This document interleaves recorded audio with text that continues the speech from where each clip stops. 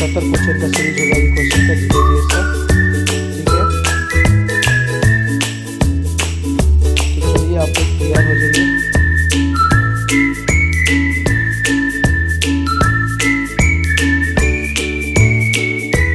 पहला क्वेश्चन है, निम्नलिखित का मिलान करें और नीचे दिए गए सही विकल्प को चयन करें। विनय पिटक जो होता है ना, बुद्ध के अनुशासन के नियम के बाद कहा गया है, ठीक है। तो अनुशासन के नियम किसमें कहा गया? विनय पिटक। सूत्र पिटक में कहा गया है बुद्ध के उपदेश जो दिए गए हैं, बुद्ध के जो उपदेश है वो सूत्र पिटक में दिए गए हैं, ठीक है। अभिधम्म पिटक में क्या कहा गया है? जो दार्शनिक सिद्धांत है, बौद्ध धर्म के दार्शनिक सिद्धांत जो है वो दर्शन अभिधम्म पिटक में दिया गया है। महावंश और दीपवंश के बारे में कहा गया है, जो कि श्रीलंका के बारे में जानकारी देती है। और जातक में बुद्ध के जन्म के बारे में कहा गया है, ठीक है। तो पहला हो जाएगा के जन्म के बारे में दिया गया, ये विनय पिटक के नियम के बारे में दिया गया है, ठीक है। तो ऑप्शन डी जो है इसका सही आंसर है। कौटिल्य की पुस्तक अर्थशास्त्र किस विषय पर आधारित है? तो शासन के सिद्धांत और अभ्यास पर आधारित है, ठीक है। शासन के सिद्धांत पर कौटिल्य अर्थशास्त्र सप्तांग सिद्धांत, इसमें एक क्लास कहा गया है सप्तांग सिद्धांत।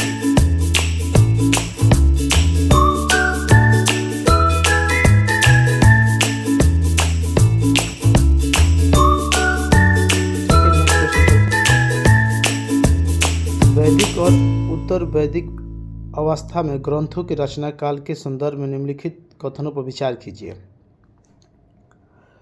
तो ऋग्वेद की रचना 1000 से 5000 ईसा पूर्व में पश्चिमोत्तर भारत में हुई थी। नहीं, ये बात गलत है। पश्चिमोत्तर भारत तो नहीं, बल्कि पंजाब और हरियाणा के जो भाग है उस भाग में हुआ था ये, ठीक है। तो कथन एक जो है गलत है।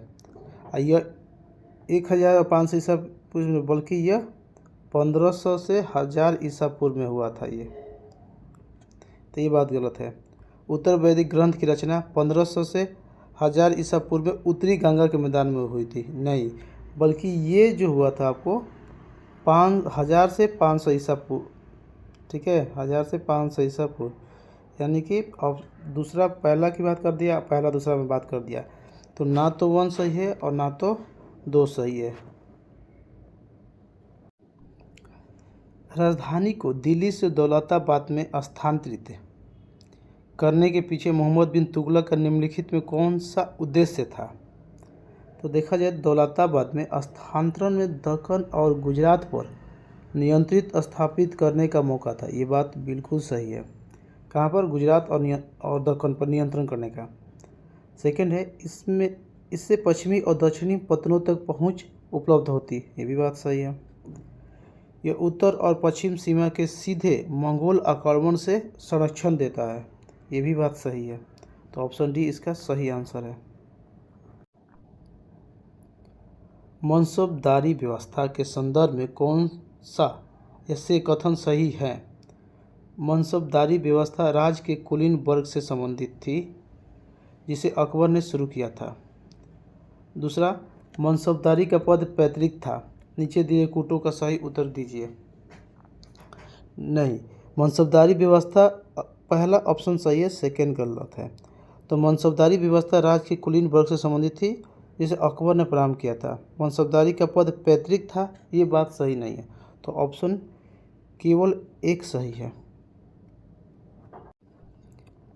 सभी भक्ति संतों के मध्य एक समान विशेषता थी कि उन्होंने क्या किया था? तो ऑप्शन देखते हैं।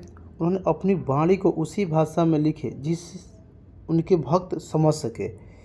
यही बात सभी संतों में समानता थी, ताकि लोगों के पास अपनी आवाज़ को पहुंचा सके। 7 नंबर क्वेश्चन देखते हैं। खिलजी वंश का प्रथम शासक कौन था? तो जलालुद्दीन फिरोज खिलजी था ये, ठीक है। इसकी हत्या अलाउद्दीन खिलजी ने 1296 में कर दिया था। जो कि अलाउद्दीन खिलजी इसका भतीजा हुआ करता था।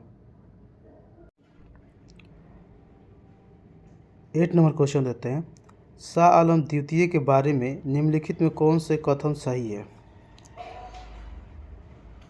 तो पहला कि ब्रिटिश से लड़ाई करने के लिए वो बंगाल के मीर जाफ़र के साथ हाथ मिला लिया था। नहीं, ये मीर जाफ़र के साथ नहीं, मीर कासिम के साथ हाथ मिलाया था। ये कासिम के साथ हाथ मिलाया था ये, ठीक है, ये पहला गलत है। ब्रिटिश से लड़ाई करने के लिए वो बंगाल के मीर कासिम तथा अवध के शुजाउद्दौला के साथ मिल गया था, ये बात सही है। ब्रिटिश ने उसे बक्सर के युद्ध में पराजित किया था, बिल्कुल सही है। वो इलाहाबाद की संधि द्वारा ब्रिटिश का पेंशन भोगी बन के रह गया, ये भी बात सही है। तो सही ऑप्शन इसका ए हो जाएगा, 2, 3, 4, ठीक है। नेक्स्ट क्वेश्चन 9 नंबर क्वेश्चन देखते हैं, 1859 के नील विद्रोह के बारे में निम्नलिखित में से कौन सा कथन सही है। तो इसका सही ऑप्शन है सी, बंगाल में बुद्धिजीवियों ने इसे बढ़ावा दिया था, ठीक है। बेअपगत का सिद्धांत के संदर्भ में निम्नलिखित कथनों पर विचार कीजिए। इसे फ्रांसीसी गवर्नर डुप्ले द्वारा पेश किया गया था। नहीं, बेअपगत सिद्धांत डलहौजी के द्वारा पेश किया था, ये बात गलत है। यह भारतीय राज्यों के उत्तराधिकार की समस्याओं से संबंधित था, तो बात सही है। यानी कि बेअपगत सिद्धांत जो राज्यों के उत्तराधिकार यानी कि राजा का पुत्र राजा ये सब बनता था, तो ये उससे संबंधित था। इसने भारतीय शासकों के असंतोष में वृद्धि की, जो 1857 के विद्रोह के रूप में परिणत हुआ, ये बात भी सही है। तो ऑप्शन 2 और 3 जो है, ऑप्शन डी सही आंसर है इसका। 1857 के विद्रोह के विषय में कौन सा कथन सत्य है। तो इसका सही है, यह राजाओं, नवाबों और तालुकदारों द्वारा सावधानीपूर्वक संगठित और नियोजित विद्रोह था, ये बिल्कुल सत्य कथन है। 12 नंबर देखते हैं, भारत में अभिनव भारत नामक एक ग्रुप संगठन अंग्रेजों का मुकाबला करने के लिए किसने संगठित किया था। तो अभिनव भारत का बी.डी. सावरकर ने किया था, और ये 1899 में किया में क्रांतिकारी था, लेकिन ये 1904 में इसका स्थापना होता है अभिनव भारत का, ठीक है। 1923 में स्वराज पार्टी का गठन एक समूह के रूप में इनमें से किस संगठन ने किया था। स्वराज पार्टी का गठन, देखो ये पूछा किस संगठन में से हुआ था, सॉरी में से यानी कि हुआ था ये, तो ये कांग्रेस से अलग हुआ था। ये 1923 में 1 जनवरी 1923 से इसकी स्थापना होती है। मोतीलाल नेहरू और सी.आर. दास थे।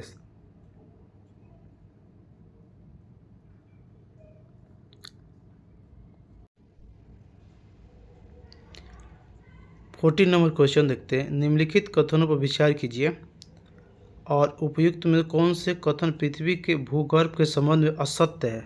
आपको असत्य पता करना है। तो देखते हैं, भूगर्भ में प्रॉपर्टी के नीचे भाग को मेटल कहा जाता है, तो ये बात सही है। सेकेंड देखते हैं, ज्वालामुखी उद्गार के दौरान जो लावा धरातल पर आता है, तो धरातल पर आता है तो उसका स्रोत भूगर्भ का क्रोड होता है। नहीं, जब धरातल पर आ गया तो उसे भूगर्भ का क्रोड कैसे होता है। क्रोड जो होता है पृथ्वी के आंतरिक भाग को कहते हैं, अंदर के भाग को, तो ये बात गलत है। मेटल का विस्तार दुर्बलता मंडल तक पाया जाता है। नहीं, दुर्बलता मंडल का मतलब भी होता है कि आपको पृथ्वी के भू प्रॉपर्टी के ऊपर कहा जाता है, नहीं बल्कि उसके प्रॉपर्टीज के नीचे भी पाया जाता है, तो ये भी बात गलत है। तो इसका सही ऑप्शन जो होगा ए होगा। तो इसका सही ऑप्शन जो होगा ए होगा।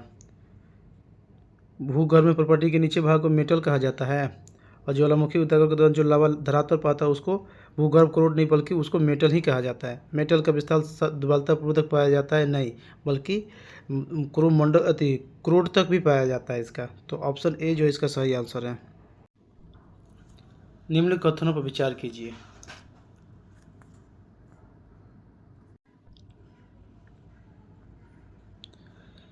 पर्वत के एक रेखा क्रम में व्यवस्थित होने को पर्वत श्रृंखला कहा जाता है, ये बात बिल्कुल सही पूछा हम लोग से, तो बिल्कुल सही है।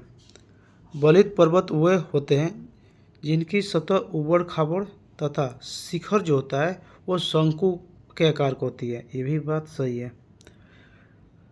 विश्व की सबसे पुरानी बलित पर्वत श्रृंखला अरावली में स्थित है। ये बात तो बिल्कुल सही है। तो ऑप्शन डी इसका सही आंसर होगा। 16 में देखते हैं, निम्न में कौन सा कथन सही नहीं है? उपग्रह ग्रहों की परिक्रमा के साथ साथ सूर्य की भी परिक्रमा करता है। तो नहीं, ये बात आपको सही नहीं, ये बिल्कुल सही है, लेकिन ऑप्शन में नहीं पूछा है तो ये गलत हो जाएगा।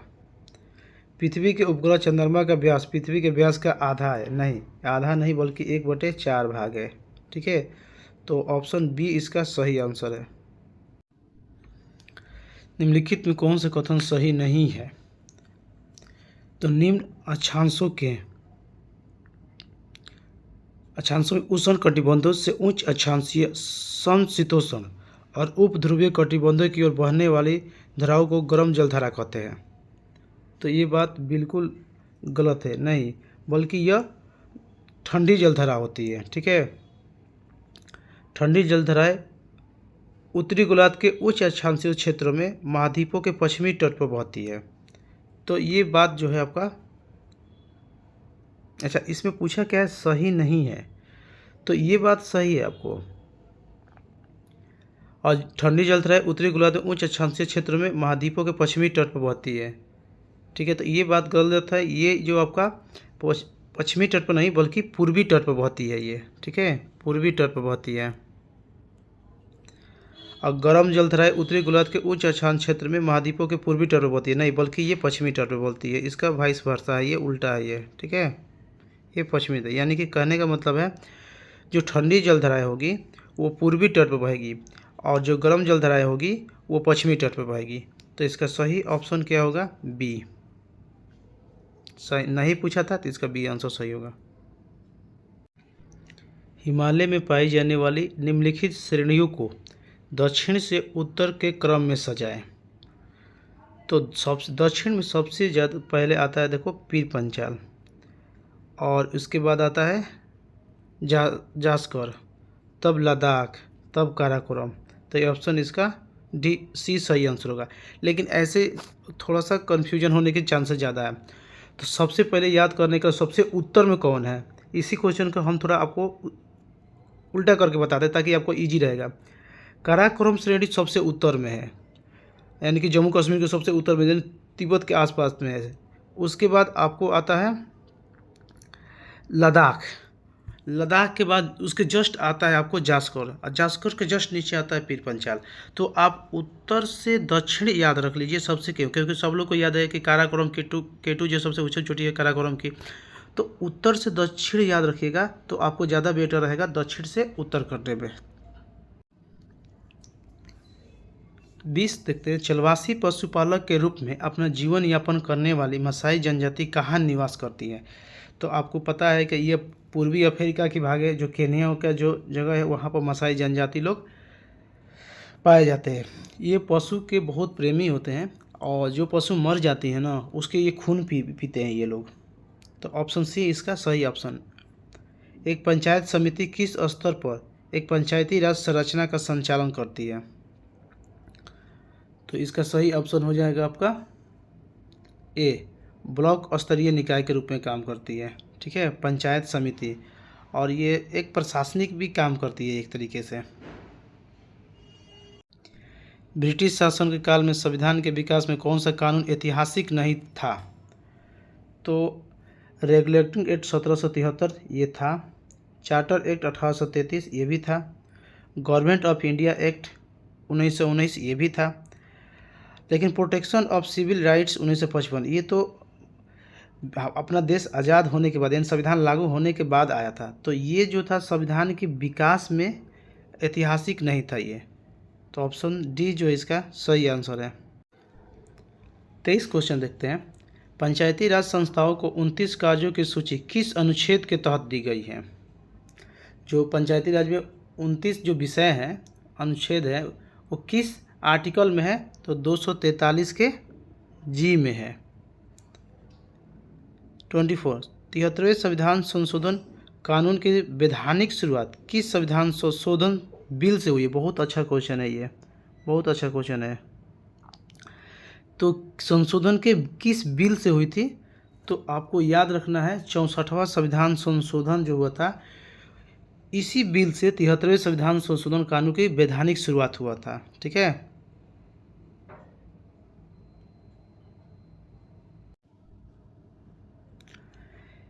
इंदिरा साहनी बनाम भारत संघ मुकदमे में सर्वोच्च न्यायालय का निर्णय किस विषय से संबंधित था? सीधी बात है कि इंदिरा साहनी और भारत संघ का जो मुकदमा था वो किस से संबंधित था? तो सरकारी नौकरियों में अन्य पिछड़ा वर्ग का आरक्षण से संबंधित था इंदिरा साहनी। 26 देखते हैं, भारत के वरीयता क्रम में निम्नलिखित में कौन पहले आता है?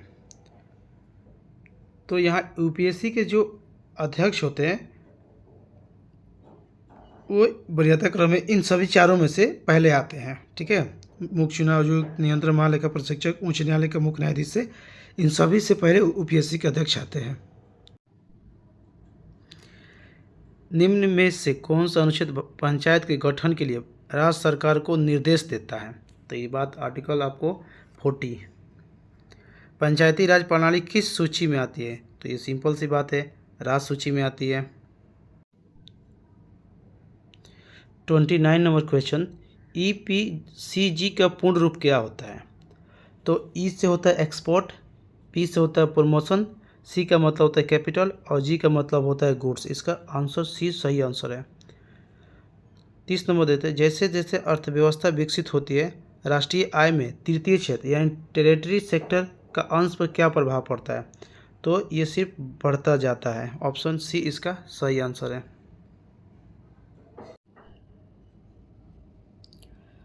व्यष्टि अर्थशास्त्र के संदर्भ में निम्नलिखित कथनों पर विचार कीजिए। तो पहला है, व्यष्टि अर्थशास्त्र आर्थिक गतिविधियों के लिए बॉटम अप दृष्टिकोण को संदर्भित करता है। तो ये बिल्कुल बात सही है।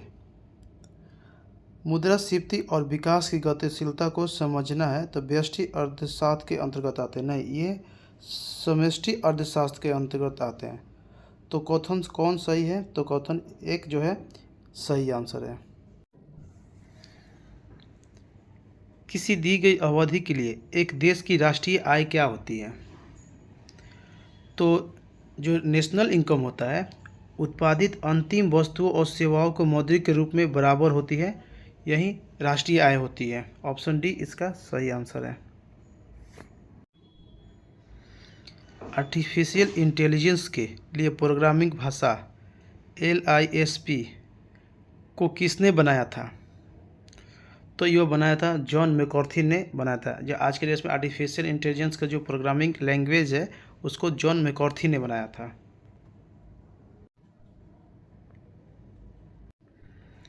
कंप्यूटर को बूट करने के लिए डैश की आवश्यकता होती है। तो कंप्यूटर को बूट करने के लिए ऑपरेटिंग सिस्टम की आवश्यकता होती है। निम्नलिखित में कौन बांसुरी वादक यंत्र वादक से संबंधित है? तो हरिप्रसाद चौरसिया। थल सेना दिवस कब मनाया जाता है? थल सेना दिवस पूछा गया है तो 15 जनवरी के। ठीक है। 8 अक्टूबर को वायुसेना दिवस दिया था, 4 दिसंबर को नौ सेना दिवस मनाया जाता है। ठीक है। 8 अक्टूबर को एयरफोर्स मनाते हैं अपना, और ये नौसेना दिवस मनाते हैं लोग, नेवी।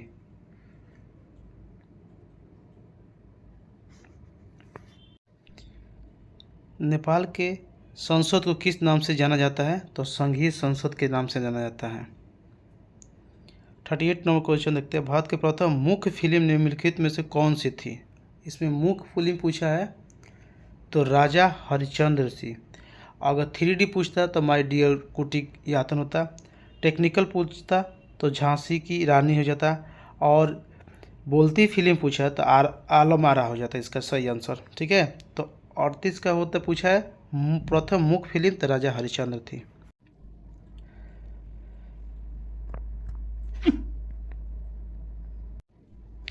बिहार का पहला रामसर स्थल कौन सा था? तो यह कांवर झील था। इसका सही ऑप्शन सी जो है पहला रामसर स्थल है यह।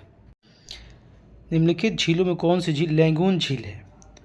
तो चिल्का झील लैंगून झील का उदाहरण है। पुलकट झील लैंगून झील का उदाहरण है।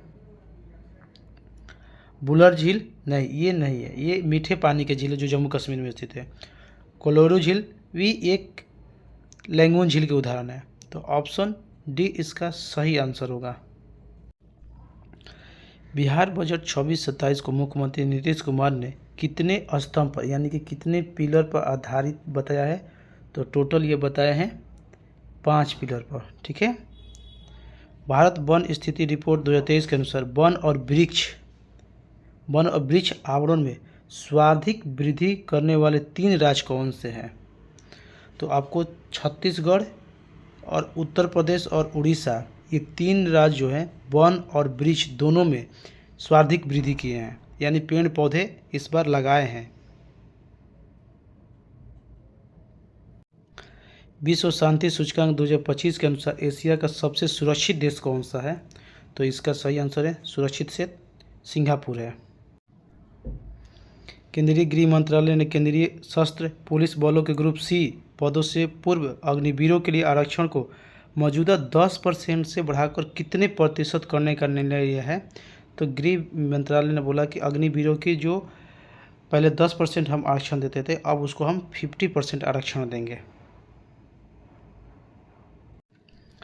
स्क्वैश विश्व कप 2025 में भारत ने किस देश को हराकर अपना पहला खिताब जीता है?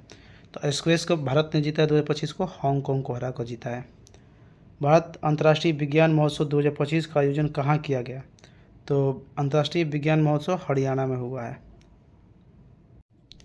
प्रधानमंत्री धन्य धान्य कृषि योजना के अनुसार 29 राज्य और केंद्र शासित प्रदेशों में चयनित 100 आकांक्षी कृषि जिलों को किन प्रमुख कारकों पर चुना गया है? तो कम उत्पादन, ऋण तक औसत से कम पहुंच, मध्यम फसल सघनता और इनमें से सभी। तो देखा जाए ये ऑप्शन डी इसका सही आंसर है, इनमें से सभी को।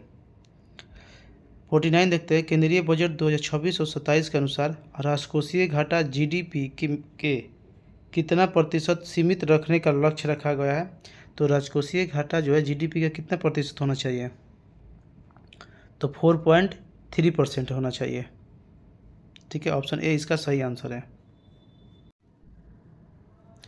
सॉरी, 46 के बाद 47 एक क्वेश्चन मिस्टेक से छूट गया था, तो अभी हम इसको बता देते हैं। अंतर्राष्ट्रीय भ्रष्टाचार विरोधी दिवस 2025 कब मनाया गया? तो आपको यह भ्रष्टाचार विरोधी दिवस 9 दिसंबर को मनाया गया है। ठीक है। निम्नलिखित में से कौन सा पुस्तक सुधा मूर्ति द्वारा लिखा गया है? तो the magic of last earning जो है ये सुधा मूर्ति के द्वारा लिखा गया है। द मैजिक लॉस्ट, अच्छा लॉस्ट है, लास्ट नहीं है, लॉस्ट अर्निंग जो है सुधा मूर्ति के द्वारा लिखा गया है। निम्नलिखित में कौन एंटीबायोटिक है? तो पेनिसिलिन जो है एक एंटीबायोटिक के रूप में आता है। 52 देखते हैं। निम्नलिखित में किस विटामिन को एग्रोकैल्सीफेरॉल कहते हैं? तो विटामिन D2 को एग्रोकैल्सीफेरॉल कहते हैं और केलोकैल्सीफेरॉल कहा जाता है विटामिन D3 को। ठीक है। 53 देखते हैं। लाइकेन में एक क्लोरोफिल युक्त पार्टनर एक साथ होते हैं। तो आपको पता है कि लाइकेन कवक और शैवाल से मिलकर बना होता है। ऑप्शन ए इसका सही आंसर है। किसमें परिवर्तन के कारण रंध्र खुलते या बंद होते हैं? तो कोशिका में सेल में पानी की मात्रा होने के कारण रंध्र को खुलना और बंद होना होता है। कवक पौधे में नहीं पाया जाता है। तो सीधी बात है, पर्णहरित जो होता है कवक पौधे में नहीं पाया जाता है। पौधे अपना पोषक तत्व मुख्य तक किससे प्राप्त होते हैं? तो प्राप्त करते हैं पोषक तत्व आपको मृदा से। बायोडिग्रेडेबल अपशिष्ट को आमतौर पर किसके मदद से उपयोगी पदार्थ में बदला जा सकता है? तो आपको बैक्टीरिया जो होता है बायोडिग्रेडेबल को अपशिष्ट में आमतौर में बदला जा सकता है बैक्टीरिया के माध्यम से। तो ऑप्शन ए इसका सही आंसर होगा। महिला सेक्स हार्मोन कौन से हैं?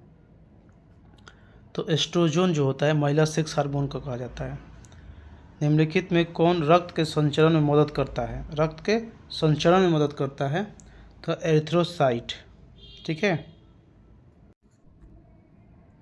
फुटबॉल के खेल में एक गोलकीपर फुटबॉल को गोल में पकड़ने के बाद अपने हाथों को पीछे की ओर यह गोलकीपर किस प्रकार में सक्षम बनाता है? तो संवेग परिवर्तन की दर को कम करने के लिए अपने हाथ को पीछे खींचता है ये। ठीक है, ताकि उसकी गति के साथ थोड़ी देर के लिए चोट ना लगे, रिलैक्स हो गए।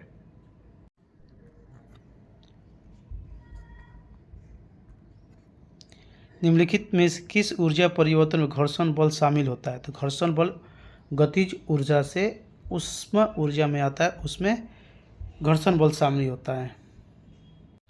दर्पण के सामने खड़े एक व्यक्ति को अपना प्रतिबिंब अपने से बड़ा लगता है। इसका तात्पर्य है कि दर्पण का प्रकार जो है अवतल है। ठीक है। गर्म करने पर एक अर्धचालक के प्रतिरोध पर क्या प्रभाव पड़ता है? तो गर्म करने पर अर्धचालक का प्रतिरोध जो होता है वो घटता है। निम्न में से किस राशि का मात्रक नहीं है? तो विकृति का कोई मात्रक नहीं होता है। बल का होता है न्यूटन में, दाब का पास्कल, प्रतिबल के चुंबकीय रूप में भी रखते हैं उसको प्रतिबल के रूप में। ठीक है, जैसे न्यूटन पर मीटर स्क्वायर प्रतिबल को हम कहते हैं, स्ट्रेस यानी कि टेंशन कहते हैं। सही कथन चुनिए। लाल प्रकाश का तरंगदैर्घ्य बैंगनी प्रकाश से ज़्यादा होता है, तो यही इसका सही है। तरंगदैर्घ्य किसका ज़्यादा है? लाल का। बैंगनी का कम होता है तरंगदैर्घ्य।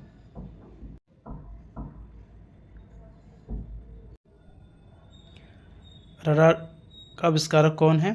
तो रॉबर्ट वाटसन। रॉड से रडार, रॉड से रॉबर्ट वाटसन इसने आविष्कार किया था। कुछ धातु ऑक्साइड अम्ल और क्षार के साथ अभिक्रिया कर नमक और पानी बनाते हैं, इन्हें उभयधर्मी ऑक्साइड कहते हैं। उभयधर्मी ऑक्साइड के उदाहरण है Al2 और ZnO। इसे ये उभयधर्मी होते हैं, अम्ल और क्षार दोनों के साथ अभिक्रिया करते हैं ये। परमाणु के नाभिक में कौन से मूल कण होते हैं? तो प्रोटॉन और न्यूट्रॉन होते हैं। P+N जो होता है प्रोटॉन और न्यूट्रॉन नाभिक में प्रेजेंट रहते हैं। वह ताप बिंदु जिस पर ठोस, द्रव और गैसीय अवस्थाएं साथ रहती है क्या कहलाती हैं? तो त्रिक, इन तीनों एक साथ रहती है तो इसको त्रिक बिंदु कहते हैं।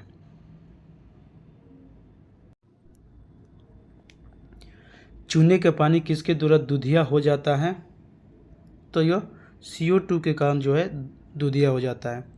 CNG का मुख्य घटक क्या होता है? तो CNG का मुख्य घटक जो होता है वो मीथेन होता है, CH4 होता है वो। निम्नलिखित में से किसे हंसने वाली गैस या लाफिंग गैस कहा जाता है?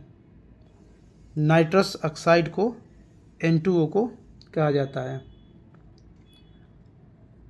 N2O को। ट्यूबलाइट तथा परखनलियों में प्रयोग किए जाने एक सेकेंड, थोड़ा सा दिख नहीं रहा। ट्यूबलाइट तथा परखनलियों में प्रयोग किए जाने वाला किससे बनता है? जो ग्लास जो होता है वो किससे बना होता है? तो यह बना होता है सिलिका, सोडियम कार्बोनेट और कैल्शियम कार्बोनेट, ये सभी से मिलकर बना होता है। ठीक है, इसका आंसर डी इसका सही आंसर है। तो ये रहा एडिटोरिया ASO का सेट नंबर 2 का 75 क्वेश्चन, जो कि GK GS का है। मैथ और रीजनिंग का हम जल्द ही वीडियो लेके आने वाले हैं। वीडियो अच्छी लगे तो सब्सक्राइब और लाइक करना ना भूलें। Thank you.